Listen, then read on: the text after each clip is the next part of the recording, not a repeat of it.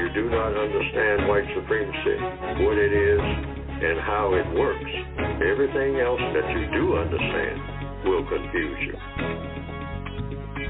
In all of these 9 areas of activity, economics, education, entertainment, labor, law, politics, religion, sex, and war, anywhere on the planet, minute by minute, day by day, all of the time, all of the time, all of the time. Righty. From this nation and heard all around the planet, good morning and welcome to the Counter-Racist Code Show with Mr. Neel Fuller Jr. I am your co-host, Mr. Bobby, and we are just delighted to have you be a part of today's show. The lineup is usually the same, and here it is. If you have a question, we would like you to call this number, which is 516-453-9921. And I would ask, ma'am, please, ma'am, please, sir, please be brief. Please ask your question, basically. If you have a comment, that's fine. Even make that brief so that we can get as many callers on as possible. So please be brief.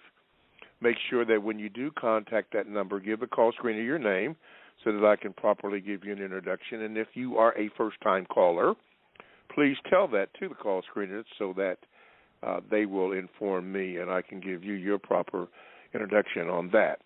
You can also Gmail me with your questions at the numeral number 7, at Mr. Bobby, BOBBY, at gmail.com. And it will get in line and will be read when we have the time to do it. And lastly, you can also get in the chat room, which is just filling up like mad already. Go to blogtalkradio.com, and you want to click on programs. And when you do that, the Produce Justice show is on the menu. Click that, and then the chat room becomes available, and you can get on that. And when you do, there are generally some great conversations in there, good information. Just make sure you follow all the chat room, be on code in everything that you do, and it'll be good. And occasionally I will read one of the chats or something that comes up in the chat. I would caution you, though, do not use the chat to ask me a question to ask Mr. Fuller, because that's what the number is for. Do that. And then we'll be cooking with gas, as the old term used to be. Okay, I think that's all the house clean. Oh, yeah, one more thing. If you have any questions or comments on the show to help us improve our presentation, please do that. Go to contact@producejustice.com. That's contact@producejustice.com.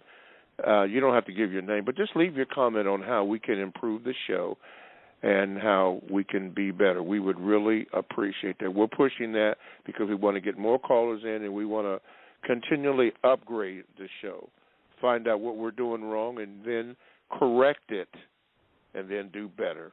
We try to say that at the end of every program. We want to do better. Okay, with that in mind and out of the way, we will, please give the call screener your name. Thank you, John. Thank you, Corey. The hand is raised, so that means you want to ask a question. So make sure you get a call screener your name so I can give you an introduction. Or you might accidentally get ignored. How about that? We don't want that. Okay, without further ado, let me get on with today's program. Let me introduce to some and present to others Mr. Neel Fuller Jr. Good morning, Mr. Fuller. Good morning, sir. All righty, and this day being the 24th of January 2023, this is that edition. How are you this morning? I'm still learning. You are still learning. All righty.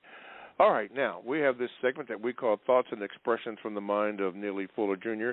And Mr. Fuller, what is on your mind for the 24th of January, 2023?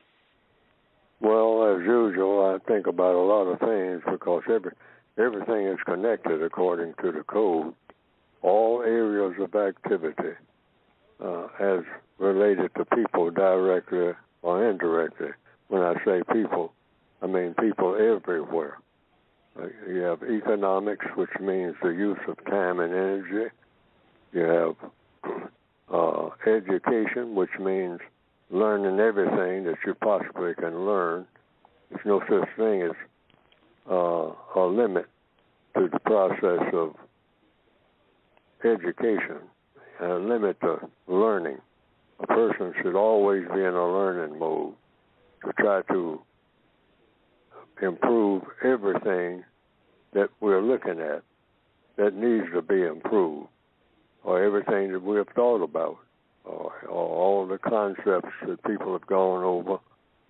Try to look at it and see how you can use these concepts to improve everything that needs to be improved. And so that takes a lot of thinking. Education is all about thinking, because it starts with the mind. And the mind should always have the intent of improving things. And then you have entertainment, labor, law, politics, religion, sex, and war. So I wake up thinking about all of these things. All of these things are connected. What happens in the area of economics will affect what happens in the area of religion. What happens in the area of religion will affect what happens in the area of war. What happens in the area of war will affect what happens in what we loosely call politics. And for all of these terms, of course, you have to have definitions so that people will know what you're talking about. So you hopefully we have definitions that best reveal how these words should be used: politics, religion, economics. What do we mean when we say economics? Are we just talking about money, or are we talking about other things? And I have concluded, and I have it in my textbook that people can get by going to producejustice.com, that economics basically is how you use your time, how you use your energy. Because when you're born into this world, the one thing that you do have is time and energy. That's what a newborn baby has. And when that newborn baby, years, what we call years, go by, and the baby is no longer here, it means the baby has lost what? What it started with: time and energy. But you should have precise definitions like that for every word that you use. So in connection with that, I've been listening to the radio this morning, and I was looking at television last night, and I was looking at all of the time and energy that is devoted to glorifying violence. Because in flipping channels, it's all about, for the most part, I see some programs on television and some radio programs that I listen to, and people are learning how to do things, like what to cook and how to cook it, and what foods to eat. But these programs are kind of scattered. So there's not an even balance even. And the programs that glorify violence, you can just turn down the sound and just look at the images that you see. And just a number of programs, just flipping channels and doing it fast. You see a number of things that come up on the screen that glorify killing, people killing each other. And just put the sound down. You just flip the channels. A person can do it now. while you're on this podcast. Just turn on the television for a second or two and just flip the channel and see if you can verify what I'm saying. People doing this, jumping over things, blowing up this, blowing up that. You see images of tanks in what they call the Ukraine. And you see people having press conferences talking about who got killed last night or the last 24 hours. You see many images of law enforcement vehicles. I'm talking about with the sound down. You'll see police on the side of a lot of vehicles that are going back and forth with flashing lights. And in different places, you'll see where it says police on some vehicles. You'll see words like policia in other vehicles. If you do it right now, maybe. Okay? Depends on how many channels your television, if you have one, will cover. And then these are the thoughts on my mind. Recently, in the last 24 hours, they're talking about violence against and or among people who are called Asians. So a logical question comes up, because all problems are solved theoretically according to the code, compensatory code, which is what I talk about. Questions and answers. You say, why is this? Why is more violence glorified on television than how to make things better? Why do you have that?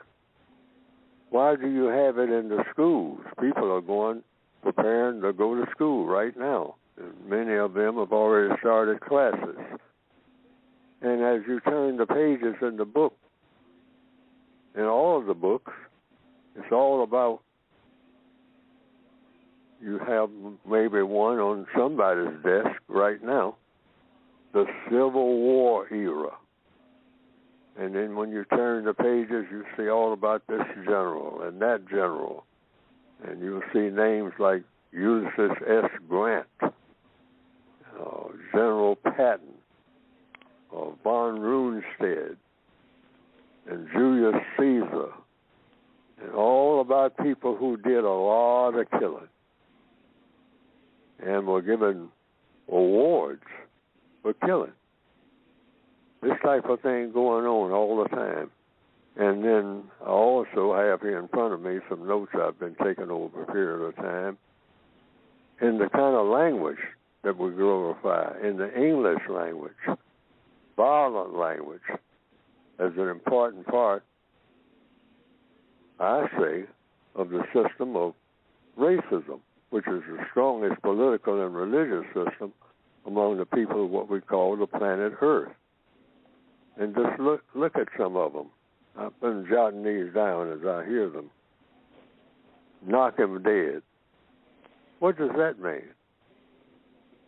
Well, what I was looking at the time that I wrote that down, or paying attention to, was you're talking about something like entertainment. And I go out there and knock them dead now. That's what one comedian says to another behind the curtain as they get ready to have a play. That's what they call it. I mean, you're in a theater.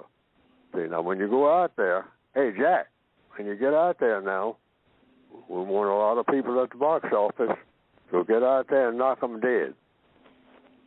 That type of language. It sinks in. Knock them dead, the people who you want to come to be entertained, and you're going to knock them dead. Well, that's an expression that we use, meaning, hey, really make a big impression on them. You make an impression on them by knocking them dead. Well, yeah, in a way of speaking, a figure of speech. Yeah, that's what it is. That's what I mean. I don't mean go out there and shoot them. Oh, you don't mean that. Well, could you find a better language than knock them dead? Blonde bombshell.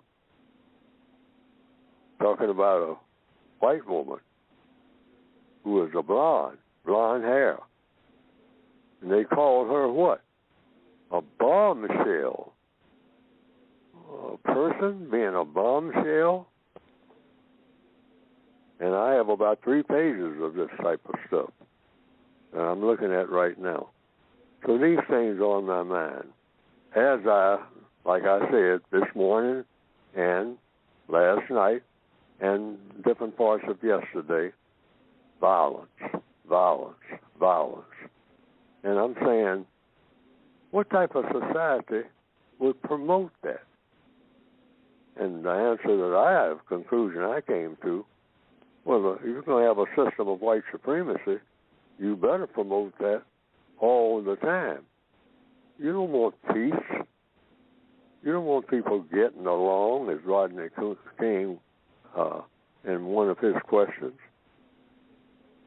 asked, can we all just get along? I mean, is that possible?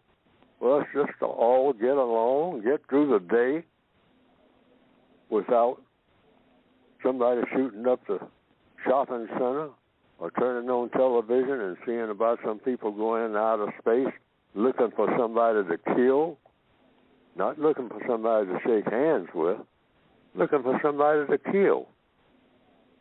And we can haul some weapons up there and show them that our weapons are better than theirs. That's on my mind. Okay. Time and energy, the use of time and energy. All righty. Before we go to the phone calls, anybody in the chat room, or have you, Mr. Fuller, seen the documentary that's been on the Smithsonian channel called 1,000 Years a Slave? No, I haven't, but I'd like to see it. I like to see anything connected with slavery because there have been many forms of slavery, and I understand practiced by many people since there have been people, okay?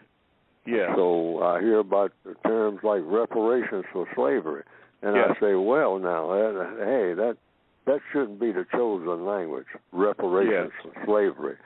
It should be reparations for, when it comes to the non-white people of the planet and the white people.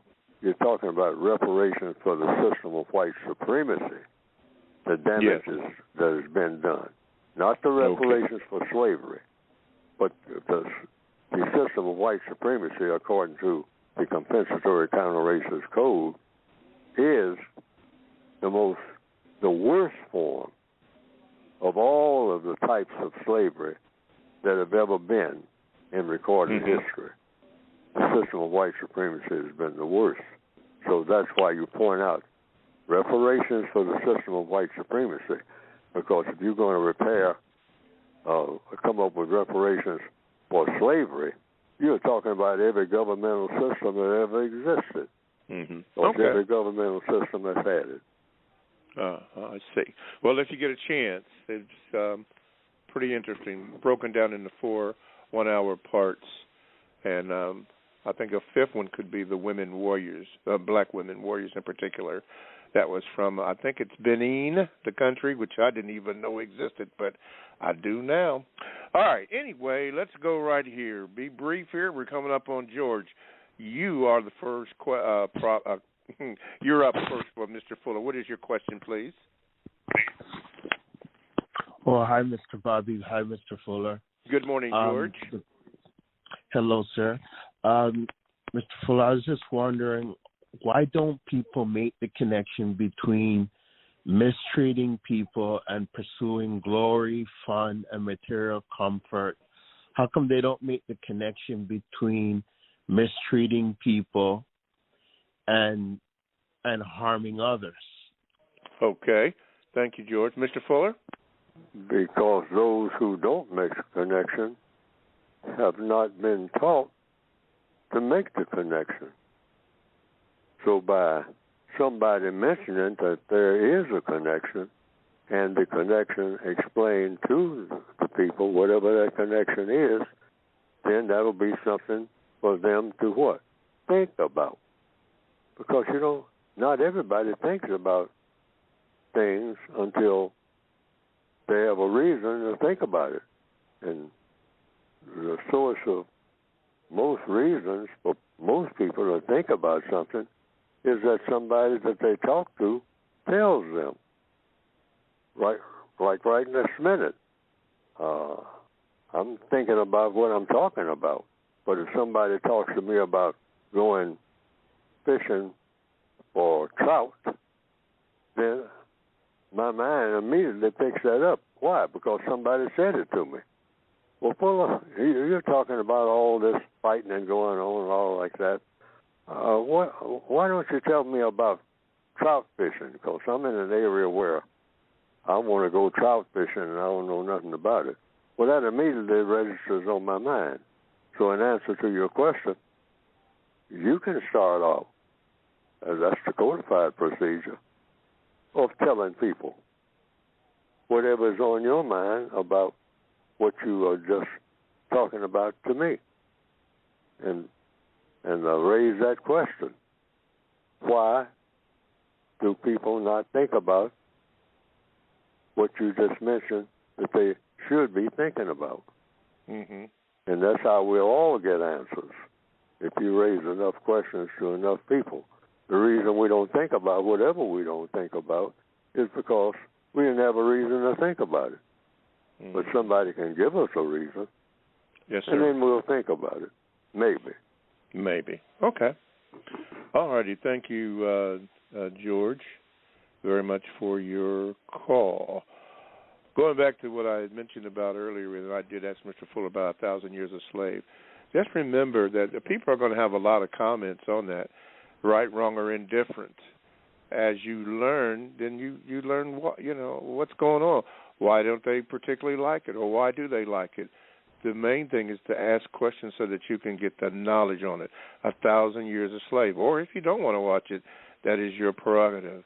All right, let's go down to the problem city, Houston. And we got John. Get ready, John.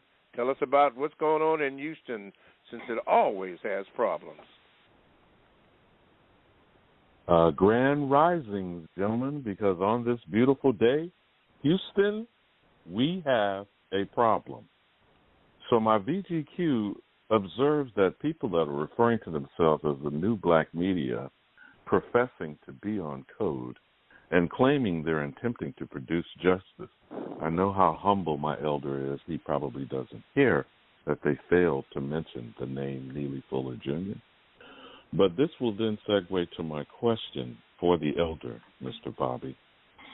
Stop Woke Act is being initiated and outlyingly applied by the governor, Ron DeSantis, and critical race theory, the efforts of many Karens and Beckys to get themselves on school boards locally. How do you, Mr. Fuller, believe these opposition efforts and campaigns to prevent the truth being told about the victims of white supremacy? How can we ever move forward with your agenda or your attempts to solve the race problems if we're allowing these campaigns of untruth to go unchallenged? And I'd like to listen to the response, Mr. Bobby, and thank you for the time. And have a blessed day, both of you gentlemen. All right, John. Mr. Fuller? According to the code, the antidote for people saying things that are not true, the antidote for that is to say things that are true and keep saying it. And you can find the truth by the procedure of what? Of finding there's only one route, questions and answers. So you just ask people questions who are making statements about things or making omissions about it. There are statements that are not made, that need to be made. And you can just ask questions like, have you thought about this, sir or ma'am? And then you make your statement. Or you ask a question, just like the question is being asked now, about the subject we're talking about, how people get information, basically is what it is. Just start talking. and find the truth about everything. If there's a problem, there's a way to solve that problem. Problems that people make can be solved by people. They will have that ability, according to compensatory logic. Any problem that people make, like the problem of racism, the people that made the problem know how to solve the problem because they know how the problem was made. That's why white people have a huge obligation to solve the race problem. Why? Presumably, unless history bears out something else, it was a white person that thought of that, the system of white supremacy, which became the dominant government of the people of this planet, what we call Earth. It's the dominant government. Racism is the dominant government. That's the name of it. Not the United States of America, not Great Britain, not Madrid, not the Soviet Union, not any kind of philosophy, the philosophy of Shakespeare or whomever, or Emerson. It's the religion and the political system and the idea of mistreating people based on color in all areas of activity. That's the philosophy of it, and it's the strongest philosophy, political, religious, or whatever, that the world has ever seen. Mm-hmm. And it gets things done. Now, when it comes to getting things done, it's a wonderful philosophy. All the technology and whatnot, it just flourishes under the system of white supremacy, according to the evidence. What's the flaw in it? The flaw in it is designed deliberately to produce throwaway people based on color, the color of the skin. Millions of them. Just make complete trash out of them. And they walk around every day acting like trash and trashing each other and enjoying it. That's the kind of poisonous system that has been set up. Yes, sir. By not all white people, but by the white people who have chosen to do this, who are the most powerful people on the planet here in the year 2023. 2023. Okay, let's do this. I've got some comments from the chat room. Black to Deaf had this to say, according to the information that he heard John distribute. He said, not true. The new black media always mentions and acknowledges the wisdom and teachings of Neel Fuller Jr. Rita 888, good morning, Rita, to Black to Deaf said, yes, they do. Yes, they do, and they did a series over the new year honoring ancestors, including Dr. Welsing. And Justice Warrior said to Black to be Deaf, exactly, brother. This caller is seeking to sow seeds of confusion in here by outright lying about the members of the new black media who, like you said, often reference Mr. Fuller and reference his work as a whole. Okay. Keep that in mind as we go to break. You are listening to the Counter Racist Code Show with Mr. Neel Fuller Jr. here on at ProduceJustice.com with Mr. Neel Fuller giving his comments to and answering your questions. Now, to get in contact with today's show, call 516-453-9921. Press the number 1 button if you have a comment, make it brief, or a statement, as referred to as VGQ. Make that brief so that we can move on with the show. You can also contact me by my Gmail address, the numeral 7, Mr. Bobby, BOBBY, @gmail.com. And lastly, you can get into the chat room by going to blogtalkradio.com You want to click on programs, and you'll come up with the the code. I wouldn't say the code. So come on, Mr. Bobby, get with it here. You do want to get on the code show here so that you can get into the chat room and find out what's going on. Yeah, you click on that bad boy, then the chat room will come up, and it becomes available for you to get on. Yeah, the code show, the concept, and all that. You'll see it right there with Mr. Neely Fuller. You get on that bad boy, and then the chat room becomes available. Then you can give your 2 cents into the chat room, and occasionally I will read some of the comments on there, and then you can do that. Yeah, just go. You'll see it on there. It says the Produce Justice. That's what you want. Okay. Let's see here. I believe this. Oh yeah, this is important, so that we can do a better job in what we're doing, because we just need to get better. So we do appreciate your comments, so that we can tailor the program to make it better. We want to get more phone calls in, and we want to try to get Mr. Fuller out as much as possible, which reminds me of this. For those of you who do not have the publication, the United Independent Compensatory Code System Concept, it's a book that Mr. Fuller has had written and published, and it's a good book. You need it. It's a guide. You do need to get that, and we are pushing that because you need that on your table, and then reference it as much as you possibly can. So you want to do that, and he'll talk more about that in the show. All righty, I believe that is it, and let's go to Milwaukee, and we have Corey, Milwaukee. Go ahead. Greetings, Mr. Bobby and Mr. Fuller. Yes, sir. Mr. Fuller, referring to the word guide, page 367, it's the definition for the smartest people.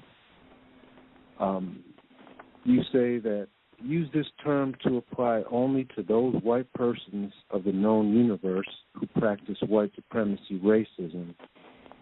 And then you go on to say in the notes at the bottom of the page, there's reason to believe that if people who are smarter than other people decide not to produce justice, it is logical for the law of compensation to cause a condition in which the not smart people will become smart enough themselves to cause justice to be produced.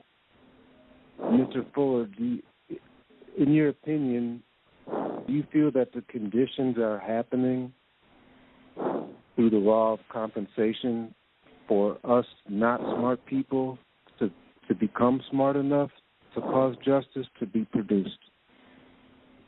Yes. That's what this program is about. That's why I wrote the book. I'm not smart. I'm trying to get smart. It's called learning. I start off with this program, by saying what? I'm still learning. When people ask me, how am I don't say, I'm all right. I'm up with it, man. Yeah, I'm feeling fine. No, I'm not. I'm not feeling fine. I'm still learning how to make my environment what it ought to be, because it is not what it should be. And I don't know what to do about that. So I'm trying to learn how to do something about it, stumbling and fumbling, which is what the compensatory way is. Compensatory means making up for what's missing. What's missing is a thing called justice. What's missing is a thing called safety. What's missing are a whole bunch of things that should be happening that are not happening. And tons of things that are happening shouldn't be happening. And I don't have to just look at television to see that. I can just look at my own existence on this planet. I'm in danger all the time. And things are not, as you might say, as quality relationships. are nowhere near as quote unquote good as they should be or can be, in my opinion. So yes, I'm trying to get smart enough to overcome the smartness of the people who dominate me, because the people who dominate me are the white supremacists, and they are smart enough to do it. And I say that there shouldn't be any such thing as people mistreating people on the basis of color and having them enjoying it. Them meaning people like myself. Not only mistreat me, but have me enjoying the treatment and want to join in with that type of mistreatment by mistreating people who look like me. Based on what? They look like me. They have color in their skin. So the white supremacists are telling me this is a wonderful way to live for everybody. For white people, non-white people, that the system of white supremacy is the best thing ever thought of.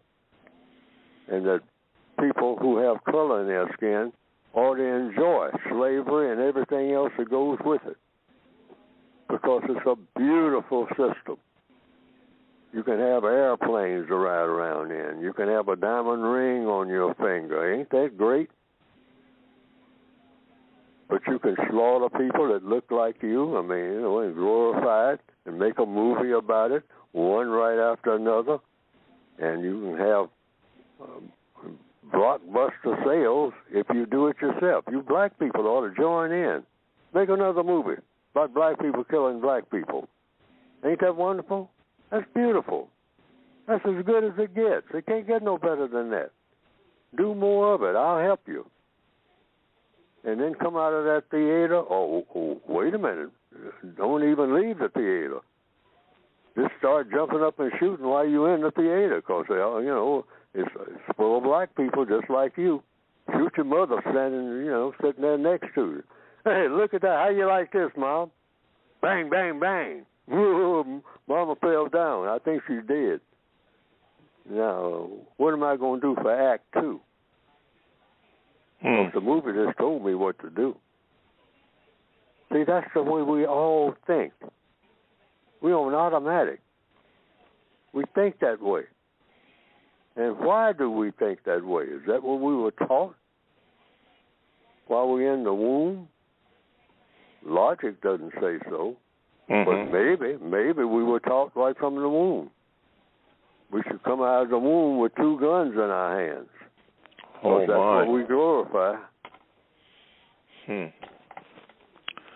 Oh, wow. Okay. All righty. Okay. All right. Thank you, Corey, and I hope that answered your question. Mr. Fuller, I received a Gmail. I'm going to ask you over the air, and, of course, this is going to go all around the world, but I received a Gmail from this person, and I don't know if you remember speaking with this person, but this person said that that you told me, he said, quote, I spoke to Mr. Fuller, and he told me to ask you and to let you know. He told me to. He wanted me to, if you can forward it for some support, that would be great. He has a story to tell. Do you remember speaking with some, and I may not be saying it exactly because the whole piece is very, very long, not for radio. I can't read it, it's too long for that. But I told him that I would confirm with you that you gave him permission to speak with me, and then I was to read it and then share it. Do you remember having a conversation with this person? I remember doing that, but that's only if you can fit that into whatever you choose to do, the way you choose to do it. Okay. I remember the conversation, but I don't remember all the details. In fact, I don't remember none of the details now. My memory is getting to be terrible. Okay, very, very good, because the person is online, and I did tell this person that I would talk or confirm with you that you gave permission, and then that's good. Now, since he's online, then I will let him know that what he sent me is entirely too long for a radio edit. I mean, to read over the radio. It's just very, very long, sir. Not oh, you, yes. Well, then you can't do it. You don't have time. To this person. However, if you could, to this person, if you can condense it so that so I can read it over the radio, then I will read it. So you know who you are because you're online here. I got the arrow pointed at you. So I did confirm it with Mr. Fuller. The whole world heard it, and so did you since you're online. So edit it for radio so that I could read it, and if it meets approval or whatever, then I will do it. Okay, moving on. Let's go to New York. Darnell, excuse me. Darnell, you're on with Mr. Fuller. What is your question? Good morning, Mr. Bobby. Good morning, Mr. Fuller. Good morning. Mr. Fuller, I just want to ask you, what continues to make deception such a reliable tool for the white supremacists to this day? What? What continues? You probably have to say that slowly. Say it again. What continues to What make continues? What did you say? Continue? Yes. What continue? Hold on 1 second. Can you hear me better now? Yeah, go ahead. Mm-hmm. All right. What continues to make deception a reliable tool for the white supremacists? What continues to what? Deception in the system of white supremacy. What gives it the power? The power of deception? Yes. Because the power of deception has a lot of power. When you deceive someone, it's pretty easy to fool people. That's all it is, and that's very powerful. If I stop at a gas station and I ask the person at the gas station, what highway do I take to get where I want to go?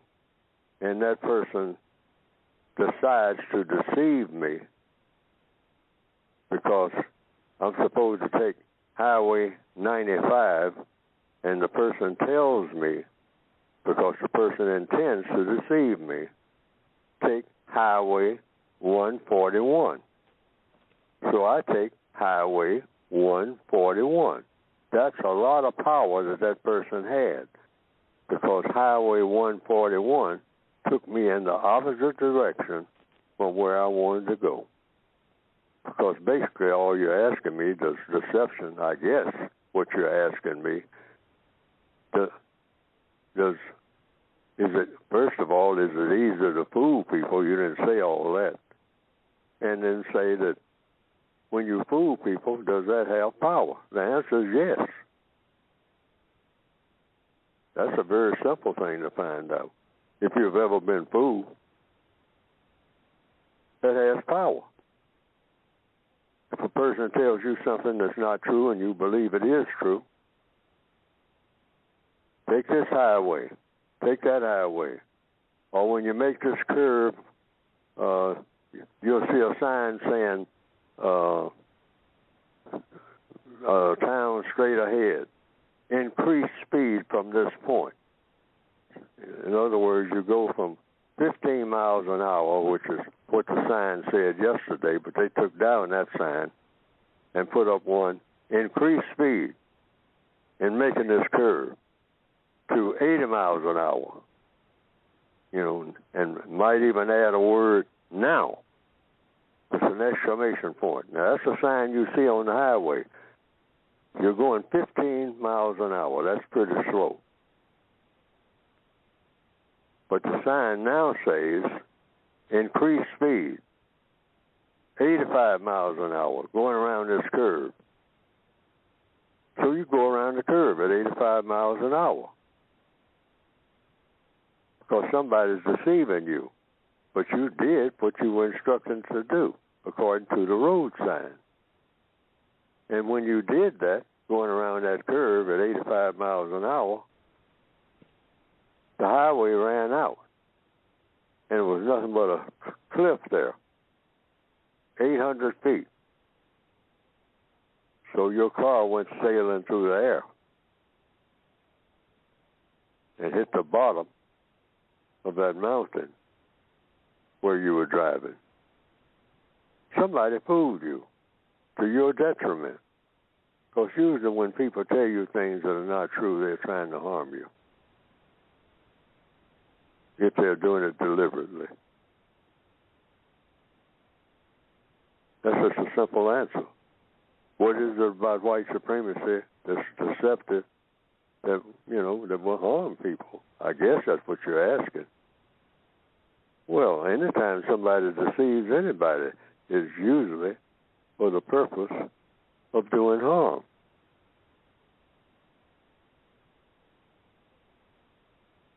I guess that's the answer, if I understand the question. Okay, well, you did the best you could for your explanation. Thank you, Darnell. Thank you very much. Okay, let's do this here. Okay. From the Gmails, this is Divitude. She says, "Hello, Mr. Fuller. I have noticed about so-called black people that a very good number of black people can read up on history and never actually learn anything. You said that the point of history is to learn from mistakes, which I agree with, but for some reason, black people can read numerous history books and not learn a single thing. I've even noticed it when black people read your book. They just read it and not put any to use. My question to you, Mr. Fuller, is why do you think black people can read something and not learn anything? What's preventing black people from actually learning, Mr. Fuller? Thank you. Well, the system of white supremacy is designed for any information that a black person has. It's not going to help them to do anything that makes sense. And the white supremacists know how to do that. It's almost like magic.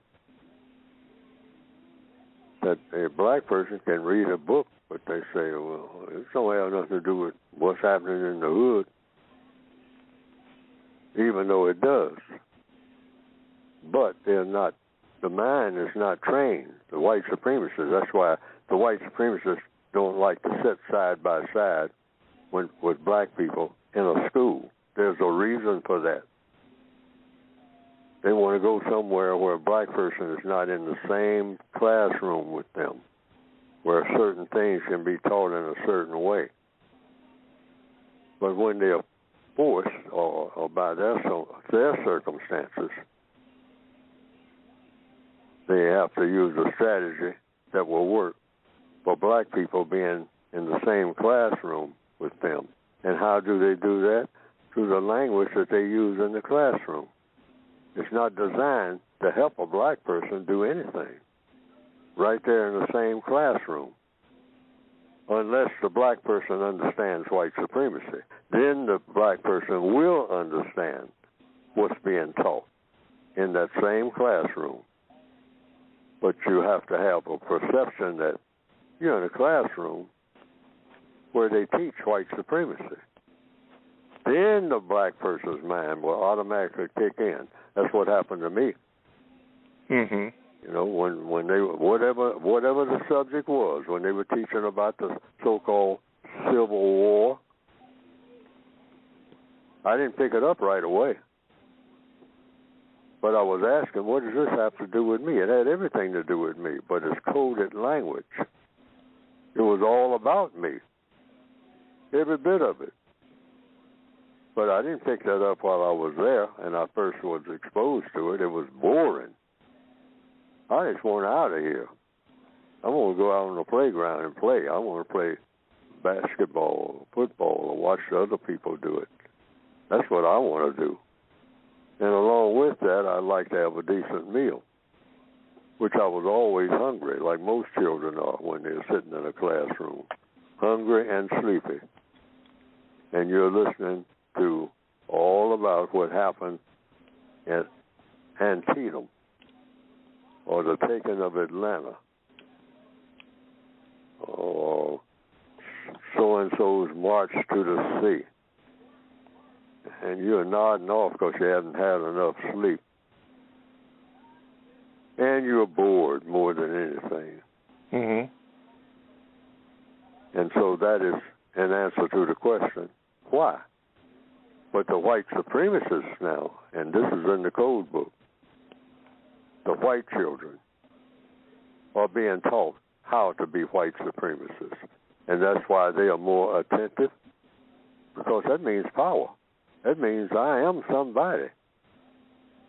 When the black people learn anything, they're learning about my grandfather was a slave, just shuffling around saying, yes, no, ma'am, yes, ma'am, I was going to do it, ma'am. Don't whoop me again, ma'am. So when you're learning that about your grandfather, I mean, you nod off to sleep because it just doesn't sound like anything that will inspire you. But the white student sitting next to the black child, they're both young. They both have, you might say, blank minds. But that white student is picking up.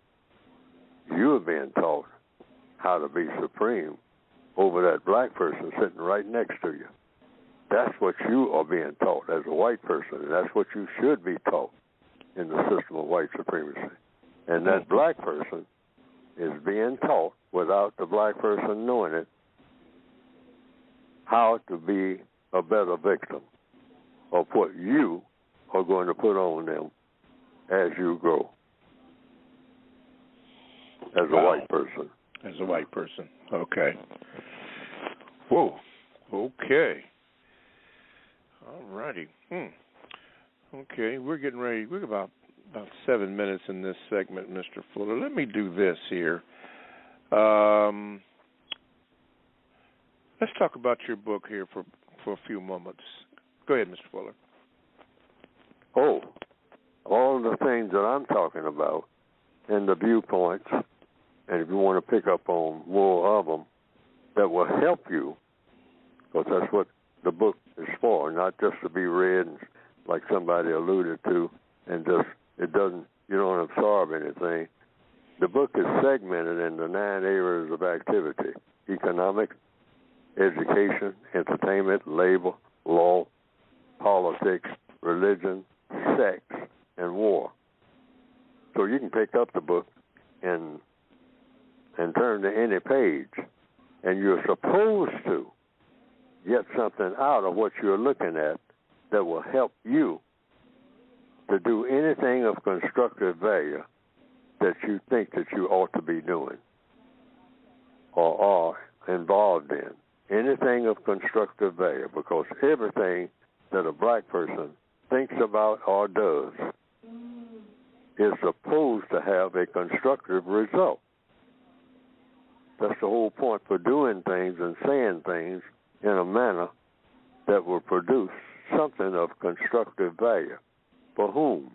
For whomever reads the book, first of all, and indirectly to whomever they interact with, the manner in which you have a quality relationship with other people, both white and non-white. The book is supposed to help you to do that. If you're a person of color, the book is written for victims of white supremacy. Now, a lot of black people say they are not victims of white supremacy. So the book is not for you. I want to make that clear right now. The book is not for you. If you think that racism doesn't have anything to do with you, doesn't affect you at all, that people like Neel Fuller that writes books like this, he's just insignificant or a troublemaker or wasting his time. Might be a nice guy, but he's wasting his time. He just wasted his time doing this. He should have been doing something else, like what I'm doing. Now, every black person, every non-white person that looks at the book and comes to that conclusion, the book is not for them. The book is for people who say, I got a real race problem. I mean, this race problem is working with me in a way that shouldn't work in interaction with anybody.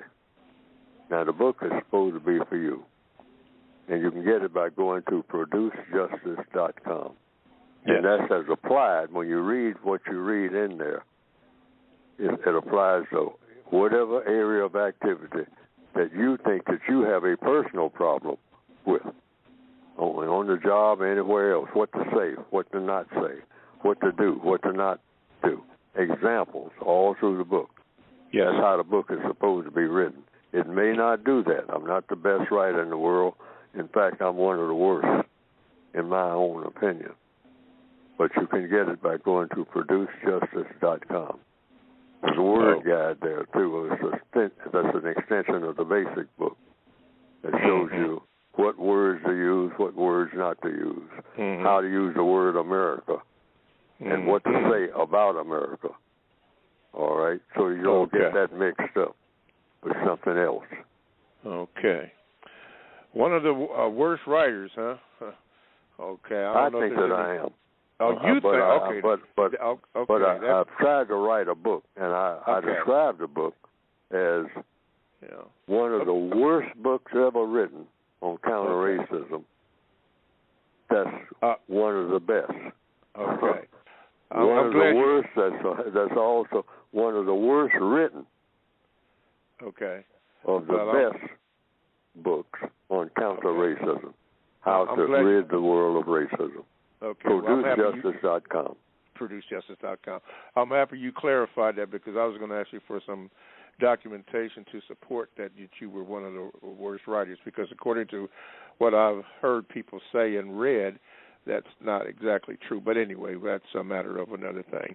But I will say this. This is going on week number 3, and you have touched off really something when you said it a few weeks ago about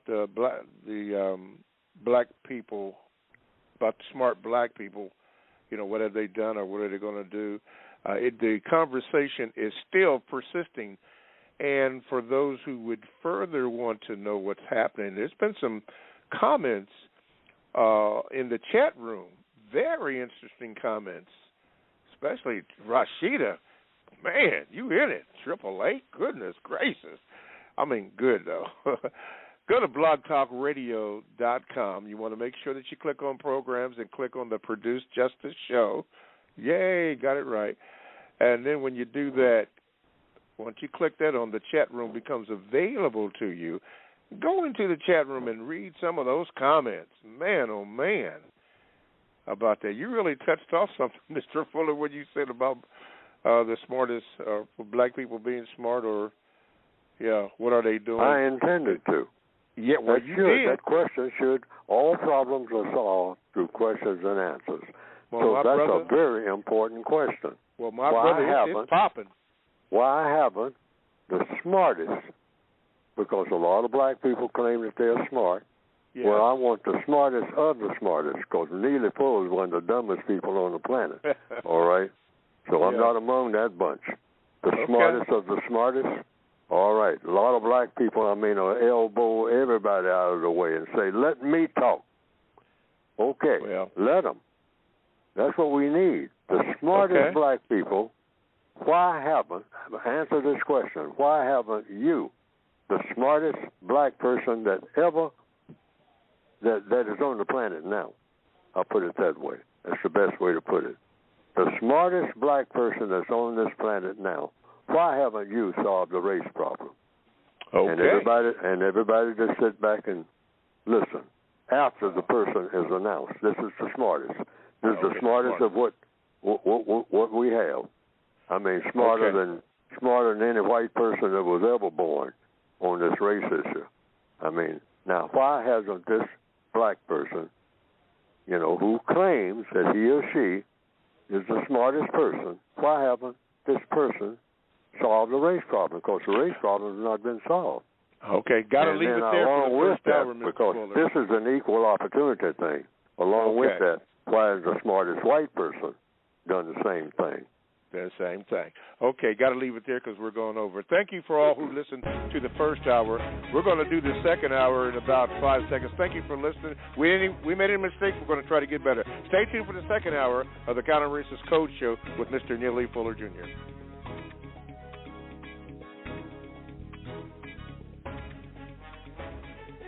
All righty, welcome back to the second hour of the Counter Racist Code Show with Mr. Neel Fuller Jr. And I am your co-host, Mr. Bobby. Now, to get in contact with the show, this is what you need to do. You need to call this number, which is 516-453-9921. And make sure that you press the number 1 button if you have a question. And I would ask, please, ma'am, please, sir, please be brief so that we can get as many calls in as we can. And, press the number 1 button. Now, if you're a new caller, please give the call screener your name so that I can give you the proper introduction so that we can continue on. And there is a way that you will be, I guess you could say expedited, but you will be heard. That is for sure. They will tell me that this is a new caller and you will be heard. Okay, you can do that. You can also Gmail me at the numero 7, Mr. Bobby, BOBBY, at gmail.com. And at some point, it may not be on today's show necessarily, but at some point I will read it, and I will give you a symbol, my symbol, that I have received that, and it will be read. As some of them have been read this morning. I will do that, so you don't have to worry about that. And you can also do this. You can get into the chat room. All you have to do is go to blogtalkradio.com, and you want to make sure that you click on the programs, and the programs are going to be this one is going to be here I go again, the Produced Justice Show. You click on that, and once you do that, then the chat room becomes available to you. And then you can do your thing there, and that'll be good. Thank you, Dre, for coming back. I don't know how you got cut off. Okay, so let's proceed on to the show. Dre, I'm going to expedite you because you were on and you got cut off, but now you're on, so you're from Oklahoma. Dre, here we go. Dre from Oklahoma, good morning. Hello. Yes, sir, go ahead. Yo, I just want to. I believe Jesus Christ exemplifies everything we should strive to be like. That doesn't believe in God, which is why as long as the world and rejects God, we'll continue. Even when we get rid of white supremacy, they'll still be behind it because people who are flawed of God will ultimately fail white supremacy. Mr. Fuller, my question is, could you explain to us why we shouldn't expect respect? Thank you. Wait a minute. Could you repeat that because you were breaking up? You want Mr. Fuller to explain why what? I want him to explain why we shouldn't expect respect. One. Okay, Mr. Fuller, did you hear him?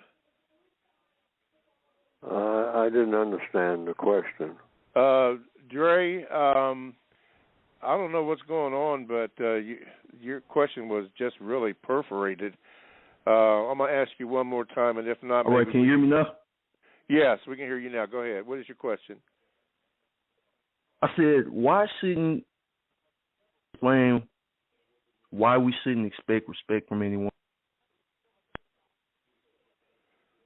Okay, why we shouldn't expect respect from anyone. Mr. Fuller, that's as best as I could make it out. You care to deal with that? Yeah, that's what I said. Okay. All righty. Mr. Fuller? Why shouldn't we expect anyone to respect anyone? Was that about right, Dre? Why shouldn't we expect respect? You're coming in broken up for one thing. I didn't get the last few words. Why shouldn't we You hear me a little bit better now? Yeah. Why shouldn't we expect? Yeah, I said, why shouldn't we expect from anyone? Could Mr. Fuller explain that? You're still broken up. Dre, I don't know what the problem is with that.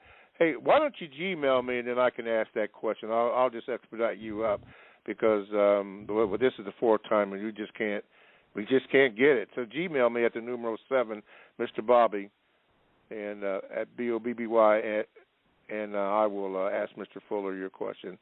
The Gmail address is 7, Mr. Bobby, at gmail.com. Yeah, 7, Mr. Bobby at gmail.com, and I will read it. Sorry, I don't know what happened on that bad boy. We were making connections with everybody, but anyway, let me go in. Hang in there, Ben from Minnesota. I got to read this, Mr. Fuller. This is a Gmail from Nizanzi L, and he says this. It's a two-part question, but I will break this up. He says, is part of Mr. Fuller's part of your strategy to get black and non-white people on code to reduce us to seeing ourselves as nothing on this planet, whilst prisoners in the system of white supremacy.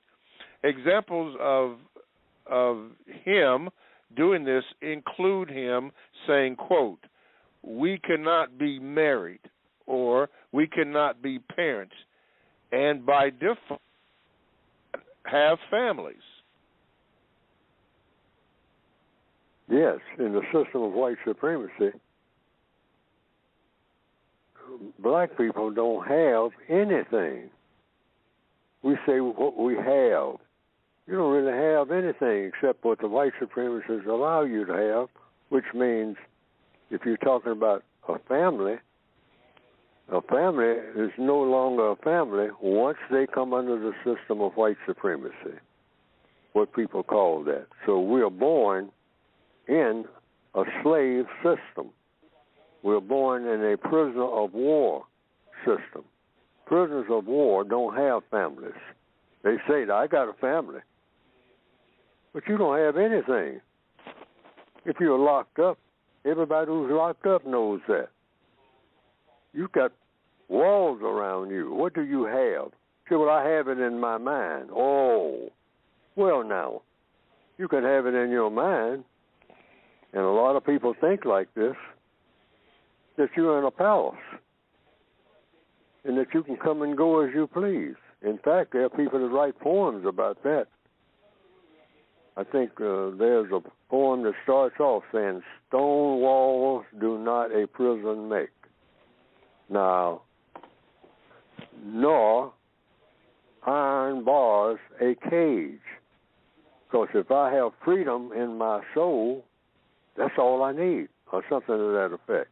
I remember being taught that in school. Stone walls do not a prison make, nor iron bars make a cage. Because if I have freedom in my soul, I have everything. Well, usually, if a person who says that and really means it, in a practical sense, that prison psychiatrist will say, well, we got a prisoner down there in cell block 4 that's completely lost his mind because he got no idea where he really is. He's saying he's not in prison. That's what he told me as a prison psychiatrist. He told me that he was in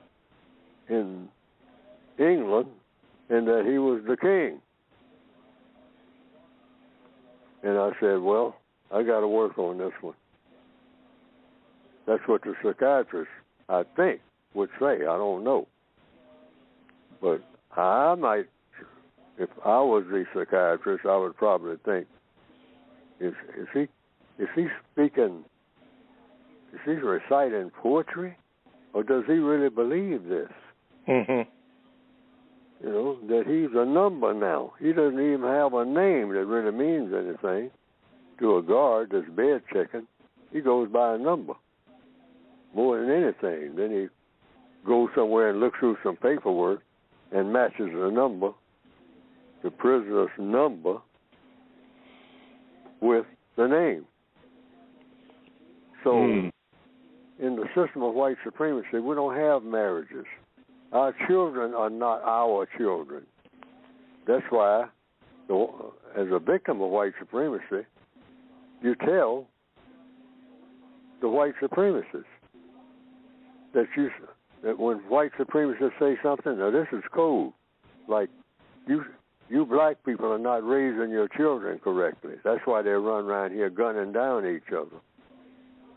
And the code says, the counter-racist code says, what do you mean, my children? I don't have any children in the system of white supremacy because I'm a child. And all of what you say is my children, I'm just a fellow child under your jurisdiction, under your power. Your whom? Meaning who are you talking about, Fuller? The white supremacists, racist man and racist woman. Mm-hmm. We are their illegitimate children. And so therefore, children don't really have children. I mean, that they have jurisdiction over. If an alien force has jurisdiction over them. Now, the white supremacists dominate me. So I don't really have a family because they have the entire family. We depend on everything from the white supremacists. There isn't a black person on this planet that directly or indirectly is not under the jurisdiction of the system of white supremacy. I don't care what they call themselves. We got all kinds of fancy names for ourselves. But we are, according to the evidence, of victims of white supremacy. I tell people I might have a lot of titles, and I'm telling the truth. But my main title is victim of white supremacy. That's all I have ever been. Because they dictate everything to me, including how I will practice a religion and how I won't practice it, what my economics will be and what it won't be, what the law says for me. I can't make no laws for them. They won't permit it. I can make suggestions, and they'll go along with it, which means if they don't go along with it, they just say, "Well, I'm not paying no attention to you. I'm not changing that law." And so what can I do? Look around at other black people, say, "You hear what he just said? So let's make him." So other black people say, "Are you crazy, Fuller? Are we going to make these white supremacists do anything? You ain't making them. You telling me that I ought to be making them." And then the black person walks away from me. What am I in charge of? I'm talking about I got a family. I got this. I got a house. You black on this planet in 2023, you don't have nothing except the white supremacists say that you can have. And that is either a lie or it's the truth. Okay. All righty. This is what I do know right now. That comment, and I did make mention of it before, about the smartest black people solving the race problem, has really set off the chat room. This is I hope so. Oh, it has. There are so many comments on it. In fact, there are so many comments, it rivals what you said about the white man's anus. I think the white man's anus is still number one, but this seems to be the number two topic because they're still talking about it. And you mentioned that about the smartest black people solving the race problem. This is going on week number 3, and they are chatting it up good. Black Tony says this. He says credit. He says it's okay to have credit, but know what credit is and how it works.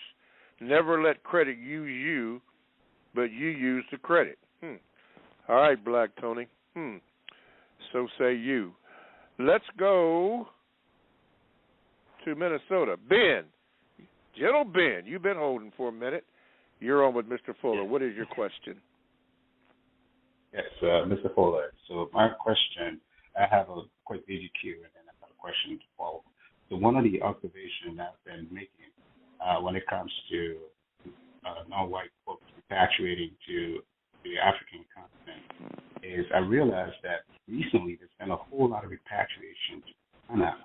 And quite recently there was a huge celebration in Ghana called Coachella. And that's a lot of folks I know, some of the Africans who went back for that celebration. I know you've talked about how dangerous it is for black folks to be celebrated. So my concern actually is repatriation that's going on. That's going to really affect the economy in Ghana because the white supremacist dollar dominates the African currency. So prices of things in Ghana, we can expect those things to actually go up very high, which makes it really difficult for some of the poor people in Ghana to be able to afford food and other things. I know for sure that the white supremacists have a plan for any sort of repatriation, constructive repatriation to the continent. What do you think, Mr. Fuller, that the white supremacists can do to make sure that any sort of constructive repatriation could be used as something that would create contention between the native people that are there and the folks that are coming to the countries like Ghana, especially when we look at the economic instability that it can cause for some of the native areas. Can you make that question more concise? Yes, sir. Yes, sir. So the question will be, because of the flow of dollars from the U.S. I see you're kind of coming up. You're coming in broken up. Yes, sir. I'll try to clarify it. Because of the flow of U.S. dollars that goes along with some of the folks that are repatriating to the continent, like places like Ghana, and the effect of that money, that currency amount on the economy, making it really difficult for some of the poor people to be able to afford things because the prices of things will go up. How can that create issues between the groups that are leaving from the U.S. and repatriating to the continent and the people that are there, in terms of looking at economic and white supremacists, how they can use that against the country? If I understand the question, it's about money. Is that correct? Yes, sir. Okay. What the code book says about money, period, is that the white supremacists decide what is money. Now, in answer to the question, I'm trying to give a concise, right to the point answer. In the system of white supremacy worldwide, the white supremacists and only the white supremacists make the decisions about what money is. What is money? And they do it minute by minute. They have what they call all kinds of so-called stock markets and all like that. They decide what money is. A medium of exchange. Now, that's what we usually think of. A medium of exchange. Exchange of what? Of really everything. All types of items. Really comes down to how people think. Exchange of ideas. The white supremacists decide what money is. You can ask, if the white supremacists decide, they'll say, well, there's no such thing as money that you put in a bank and all like that. And you can ask the logical question, well, what do you think? What are you talking about? They say, well, as of this morning, there's no such thing as money you put in a bank. Money is now the exchange of ideas, and I have hoarded all of the ideas. You know, from now on, all ideas will have to be approved of by me. And when they say that, that's exactly what will happen. Or they will hold up a rock and say, from now on, this is the new cryptocurrency. Or they'll have some other name for it. And you say, well, I don't have any of that. They said, welcome to the world of white supremacy. That's what, if I understand your question, that's the answer. The white supremacists decide what money is. And when you can decide what money is and what it isn't, you got it all when it comes to control of people. And they can't overrule you. They can't say, well, I don't go along with that. I have my own idea of how to handle money and all that. No, you don't. And why you won't be successful at whatever money you say you have, you ain't successful at dealing with me when I put a hurting on you through military force and have your own people to do it. I got the muscle. See, all you have to do is just think of the system of white supremacy as a gangster operation, and they're the most efficient gangsters on the planet. Yes. All right, Ben from Minnesota, thank you for your call. People, when you call in to Mr. Fuller, now I have asked you to be brief. Some of you are and some of you are not. Please, ma'am, please, sir, be brief in your question or comment. If you have to rehearse it, be brief, because we are on a limited amount of time. So as we're in this classroom and you are acknowledged, please make your question brief and try to make sure your device is up to code so we can hear what you're having to say. All of a sudden now we seem to be having issues, and it's not the usual suspects at this time. So please, ma'am, please, sir, can you please do that? Part 2 of Nanzio's question is on the Gmail is very short, Mr. Fuller. He says this. He says, Mr. Fuller, how do you distinguish clever from smart? I don't. I don't have any reason to. Okay. See, I asked myself, if I was going to ask myself, I would start with, why would I make a difference between clever and smart? See, everything in codification is about whatever you do, be able to explain why you did it. Now, I would ask myself, since this is now on the table, there are 2 words, clever and smart. Now, why would I make a difference between clever and smart? That's a question. All problems are solved through the process of questions and answers. No exception to that universal law. That's always important to remember.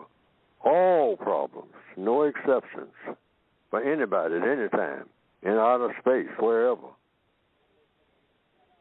are solved through, all problems are solved through the process of questions and answers. Is there any reason why it would make a difference between clever and smart? No. I've never mentioned that I'm going to make a difference between clever and smart. And if I do that, I'll give a reason for doing it. But I don't see any reason for doing that. And you're talking about just language is nothing but a tool of communication. And the fewer words that you use to mean the same thing, try to aim for that. Yes. Try to be able to say, and I was taught this. I mean, after I'd gotten out of what you call high school and whatnot, was in the military. It was in the military where a person told me that. I'm going to give an example. I was in the military. I was in Japan, and there was a black sergeant. I sometimes reference this black sergeant that had me write something. I wrote 5 pages. And that black sergeant, when I showed him the 5 pages, he said, Fuller, what you have done here is said large quantities of nothing and said it very well. And then he proceeded to show me. Now, he wrote something, looking at what I had written, 5 pages, very tightly written. He wrote 2 paragraphs in highly spaced writing in very simple language. And he said, now, look at what you wrote, Fuller, and look at what I wrote, and ask yourself, did I say everything that you said in 5 pages, tightly written, that I said in highly spaced, less than a half a page, 2 paragraphs in less than a half a page, same size page? He said it much better and said a whole lot more in those 2 paragraphs. I read it myself. I should have kept those documents as an example, because he said, what was his statement to me? He said, Fuller, what you did was say a whole lot of nothing in 5 pages and said it very well. Because when I went back and looked at what I wrote, nothing that I said makes sense, but I used a whole lot of words. That's what that black sergeant was telling me indirectly, because this is what I learned. I'll put it that way. The white supremacists are experts at that. They can talk you to death and say a whole lot of nothing, but you walk away thinking that you're educated. This black sergeant said, Fuller, I don't have time to read everything that was ever written in the English language. I just don't. I want to get to the point, and I want to get to it in rocket fast, because I'm busy. I don't have time to read novels. I'm running an operation here that calls for things to be done and done fast, for problems to be solved. And that's how I want you to write.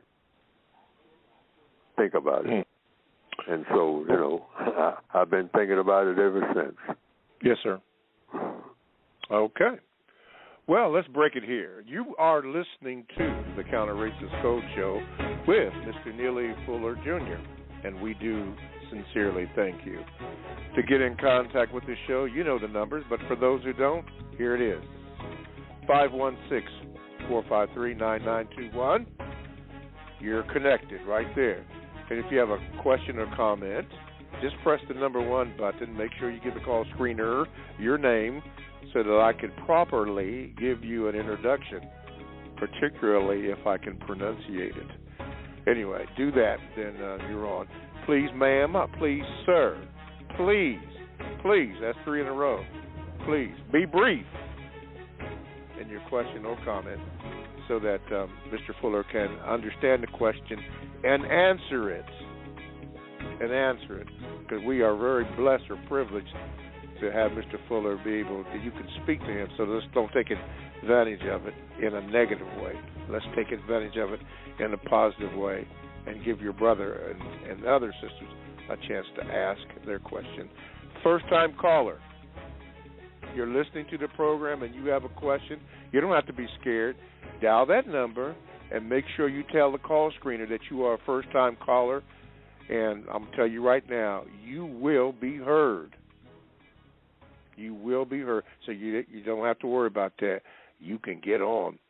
Robert and Sharon and Moon Pie and whoever else have made a way so that you will be heard. So thank you for doing that. You can also Gmail me at the numero 7, Mr. Bobby, BOBBY, at gmail.com. And once I get it, I will acknowledge it with my symbol.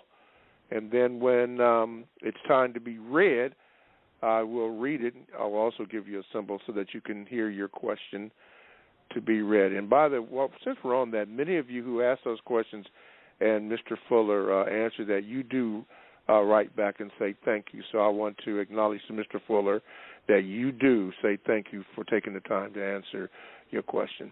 And lastly, you can get in the chat room, and I'm going to tell you right now, the chat room is popping today. Woo! I mean, it is popping. Get in there. Get up in there. Go to blogtalkradio.com. You want to make sure that you click on the programs and get the Produce Justice show. Yeah, get on that bad boy. Click that. Chat room is available. And, man, they got some holler in there today. Good holler. But give it a mention or give it a look, see, and decide on what's relevant to you and what's not. Good comments on there. Okay, let's go to, in America they call it Joshua. I now call it Joshua, but we'll call it Joshua in Ohio. Joshua, you're on with Mr. Fuller. Go ahead, please. How are you guys today? Yes, sir. I have a two-part question. Can you guys hear me? No, because that's too much noise in the background. Can you hear me now? Yes, sir. Okay. I have a one question, but it's a two-part. If the average black person doesn't see that there's a system of white supremacy, is it logical to believe that most whites also don't know there's a system of white supremacy and how they help keep it going? That's the first part. Okay, that's part one. Mr. Fuller? According to the code, they're not supposed to, according to the white supremacists. That's what white supremacy means. We know how to have a black person be in chains, be beaten, be made to be dumb, to made to think that they are super powerful when they're just as weak as anything can possibly be in the category of weakness, and make them think that they are the strongest person in the world. We, white supremacists, are smart enough to know how to do that, and we do it, and we do it very well, better than anybody. We know how to control a black person's mind and have that black person bragging about it as if it is their own idea. We have just that type of mind. So, that's why we should be praised for our supremacy. Now, this is the situation as we do have it, and we should recognize that. But it's in answer to the question, someone like myself, because that's what I'm saying, that's what I'm doing right now, to point out that they have done that. It's not like they're trying to do it. They have done it. They have mind control. They teach us everything that they want us to know, and we don't learn anything outside of what they want us to know. That's why they have taught us, when we're on our own, to do everything stupid that you can possibly think of and glorify our stupidity as being brilliant, as being wonderful, as being great. And we'll walk around in the prison yard day after day until we drop dead in their prison, thinking that we have had a great life when we don't recognize that we have just had an existence on this planet as prisoners of war. They were able to pull that off. And when we begin to realize that, then we have moved into another world altogether, mentally. But we also got to go there physically. We even haven't gotten there mentally yet. That's what the textbook for victims of white supremacy is supposed to help us to do. Yes, sir. What's the second part of your question, Joshua, quickly? The second part was... I'd like to know, first of all, did I answer the first question? Somewhat, yes. At the beginning, you said that the whites aren't supposed to know that there's a system of white supremacy. But then you went on to say that the whites have to practice. I want to focus on answering that question because, see, this is very important. The white supremacists are very skilled. When you ask a white supremacist a question and you are a black person, you will walk away thinking that you were given the answer. When what they did, they responded, but they didn't answer anything that you asked. They are super skilled at doing that. And they do it every day, everywhere, to somebody. They are super skilled at that science of sounding like they have answered a question when they did not answer anything coming anywhere close to the question that you asked. Okay. Why wouldn't they know that there's a system of white supremacy going around? Why do most blacks and most whites don't not recognize that there's a system? And I'll end my call there. Thank you. All right. For the reasons I just told you. In capital, they are masters of deception. They are like magicians, the greatest that we have ever seen, like the rabbit in the hat. You think that rabbit was actually all the time in that hat when they showed you that there was nothing in the hat. People have done that on the stage. They've turned the hat inside out. And then they put the hat on a table. And they say, now I'm going to pull a rabbit out of this hat. See, the rabbit was under the table. And there was a hatch going into the hat. But you didn't know that. So it made it look like they took the rabbit out of the hat, which they did. But the rabbit was not in the hat when you looked at the hat. Deception. Yes, that's what magicians do. So they're the greatest magicians in the world. They can make everything look like something that is not. Yes. Okay. And they'll have, like having a black person walking around thinking that I'm a man. Having that black person thinking that they got a family. Having that black person thinking that the money that they have will do anything without thinking, where did this money come from? Where did I get it? How did I get it? Because all money that's worth anything comes from the white supremacists. And all the white supremacists have to do with anybody else who has what they call money is simply say, that's not money. And you ask them, why is it so that this is not money? They'll say, because I said so. Because I said so. And I can back up what I say. But you, with your black self, this is white supremacists talking to us now, all over the world, you can't back up nothing.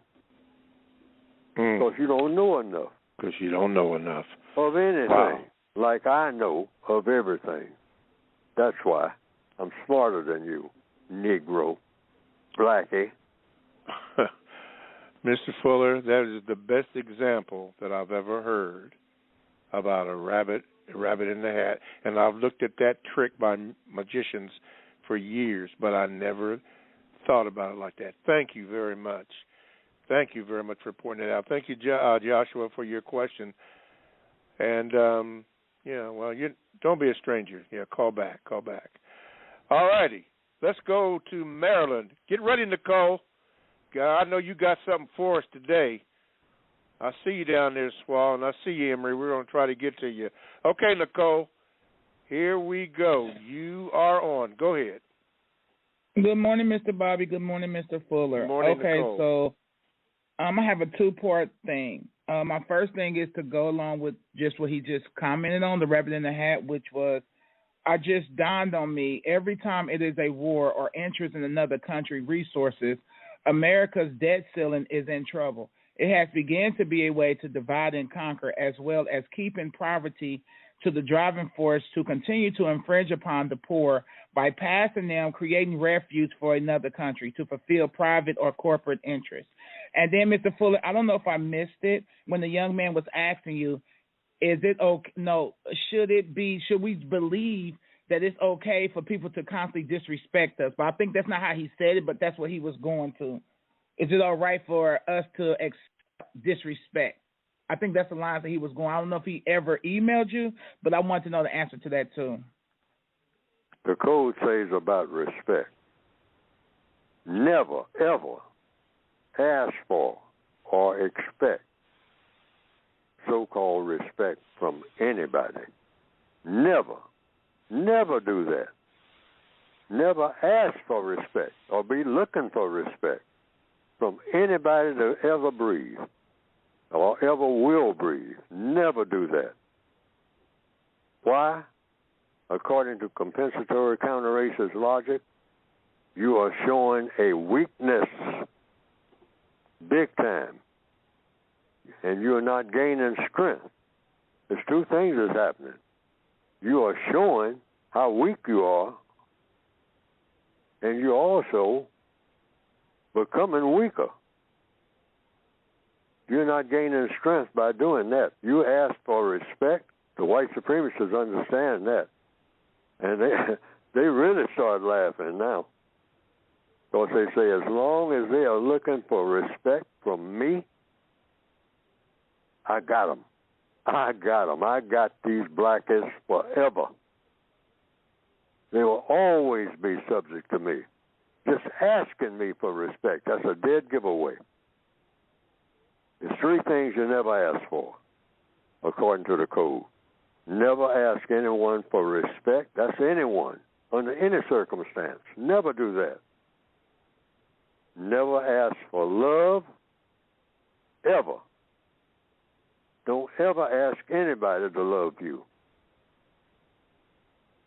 And don't ask for an apology. Someone does something that you don't like, whatnot, you say, well, I came over here to tell you I want you to apologize. And so I'm asking for your apology for what you did to me.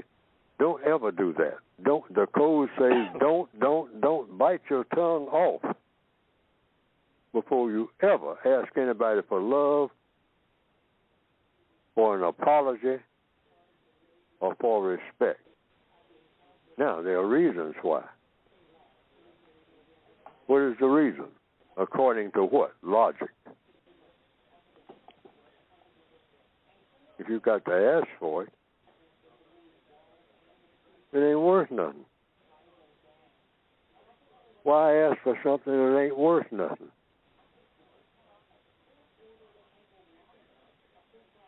You're not going to ask for no apology for slavery or racism. Never. Definitely not going to ask for love. And I'm not going to ask for respect. Why? Because these things are supposed to be given. That's the only way they're worth anything, and they may not be worth nothing then. Yes. Okay. I love you. I have mentioned it on this program for those who missed it. And Mr. Bobby knows about it. used to be a song. It says it all about that love thing.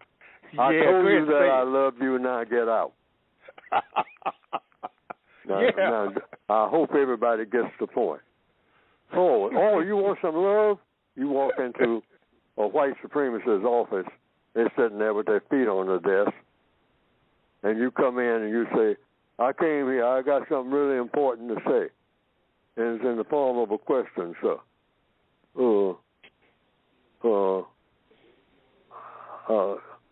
Can I get some love from you? Oh, love. You want love from me? Oh, boy, I got tons of it. Oh, that's what you wanted? Oh, I love you. I love you. I love you. Now get out. I mean, maybe we need to learn something.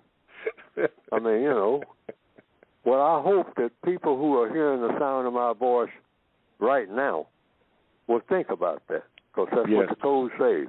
Just don't take something that needed full of saves and run with it. Think about it. Think about it. And see if it makes sense to you. And if it doesn't, forget about it. If it does, I'm trying to make it an illustration so you can understand. I told you that I loved you. Now get out. Get the hell out of my office and take my love with you. Okay. You got it now. Don't say you didn't get it. Thank you, Nicole. Negro. Your dumb mind. I told you that I loved you.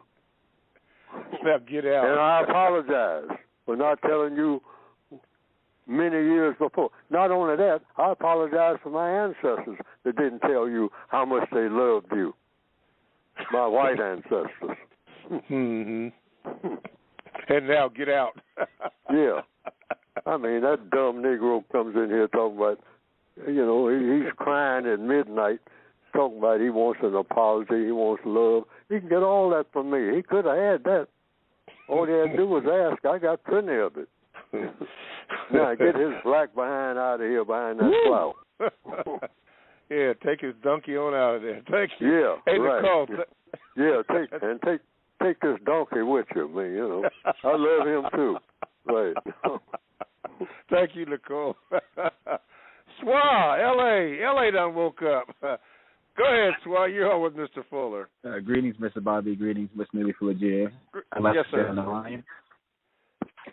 Miss Neely Fuller Jr., what should we say to victims of racism who claim that you are not a black male?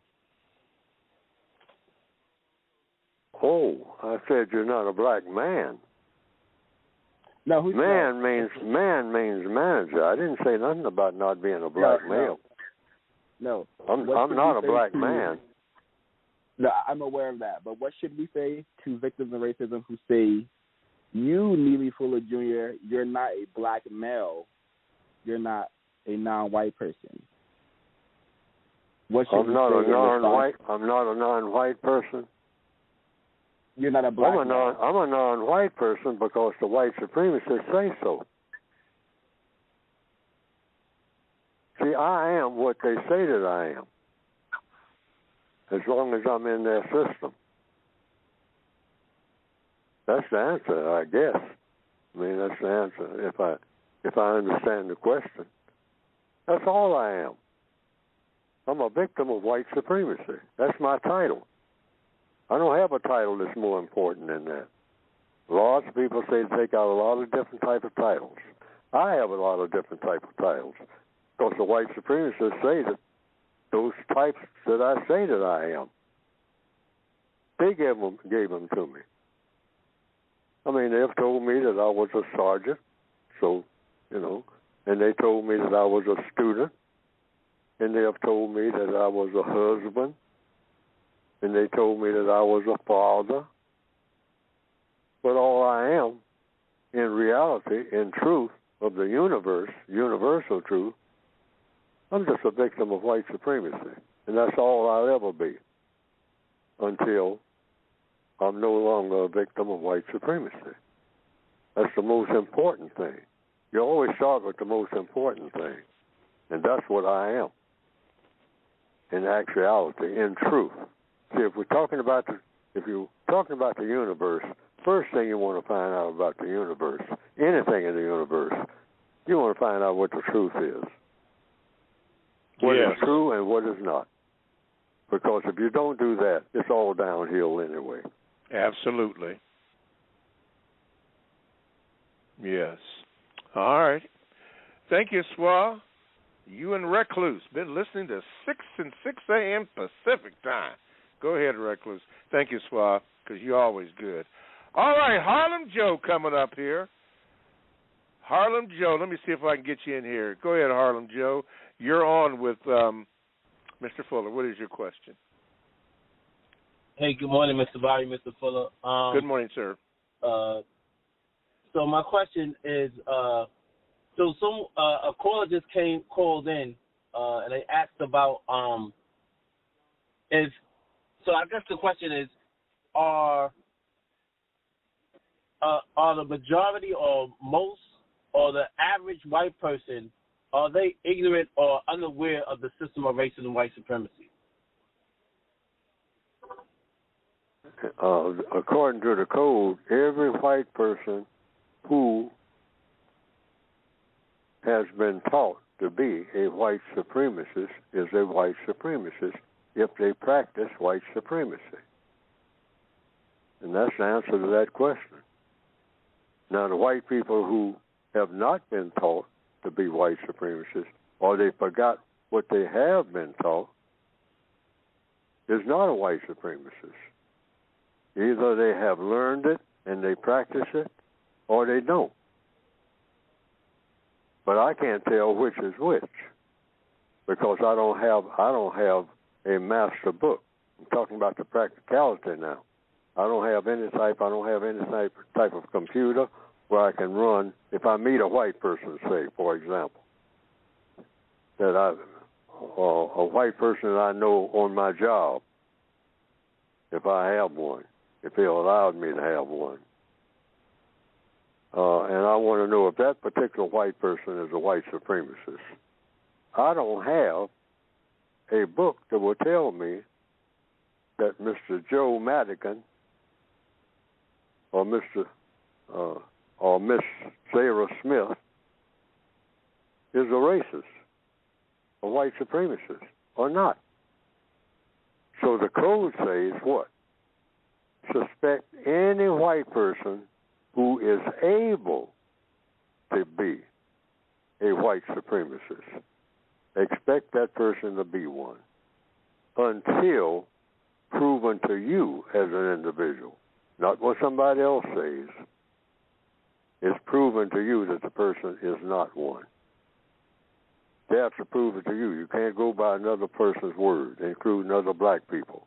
There are some black people who say, I know this person. I was raised up with him. I know this person is not a racist. And what the code says, when somebody says that to you, said, yes, you know that. And that's, according to the code, okay with you.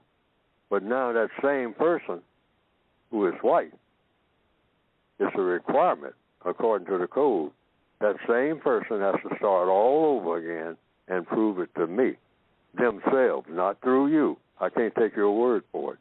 Why? There's a logical reason for that. A black person not taking another black person's word that a particular white person is not a racist. Can't take that black person's word for that. Why? Because the white supremacists are extremely skillful at convincing a black person that he or she is not a racist, and then have that black person go around vouching for the white person. The code says that's not ever supposed to happen. That white person has to do it all, has to convince each and every black person that he or she is not a racist, convincing one or two, and then have them be spokespersons for that white person, according to the code, is a code violation, really. That doesn't work. That's not supposed to be. It's got to be an individual thing, one-on-one. all over the planet. A white person cannot prove that he or she is not a racist to one black person without proving it to every black person on the planet. You gotta go to each black person and start all over again. Now you might say, well, that's almost impossible. Well, according to the code, that white person has got to do the impossible, because that's the only way it will work. Why? Because of the element of deception. Mm-hmm. Absolutely. Okay, thank you, Joe. Very quickly, Helen B., you called in late, but guess what? You made it. What is your question for Mr. Fuller? Good morning. Good morning. Can I be heard? Yeah, go ahead. Come on. Oh, okay. Oh, real quick. So I introduced myself as a non-white black female. Someone corrects me and say, no, you're not a female. You're a woman. You're a black woman. What should my response be to that when someone calls me a black woman after I correct them and say that I'm a black female? According to the code, you cannot be a black woman or a black man in the system of white supremacy. All men and all women are white in the system of white supremacy. But you can have a female, you can be a black female, but all black females are children in the system of white supremacy. Illegitimate children of the system of white supremacy. That's the title.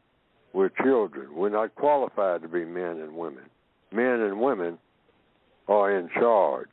Men and women have authority that will be obeyed. The white supremacists are the most authoritarian people on planet Earth in 2023. They have more power. They have more knowledge and understanding of how to get things done and how to do things or not do things and have other people doing the things that they want done. There are no people more powerful than the white supremacists. That makes them men and women, okay? And so all non-white people, and this is what they have done, they have made into children. So children are not men and women.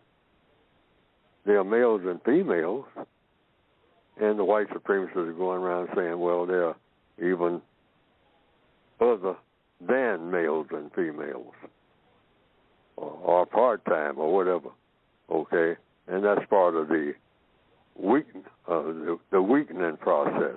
That's a part of their power to name what sex, not only what sex people are, male and female and whatnot, but also what category they are in, racially speaking. Like they got black people thinking that Americans are racist, when Americans don't even exist. And somebody just mentioned America a while ago, just a few minutes ago. Americans have nothing to do with anything that's happening. Don't ever blame Americans for doing anything. Americans don't exist in the system of white supremacy. That's impossible. Nor are Africans, nor are Asians. I'm going to say that again, because I only have a few minutes left. Yeah, I say it all the time. I've been saying it for decades. Stop accusing Americans of doing anything, because that's impossible, because they don't exist. That's an idea. Africa is an idea, and Asia is an idea. I call it the 3 A's.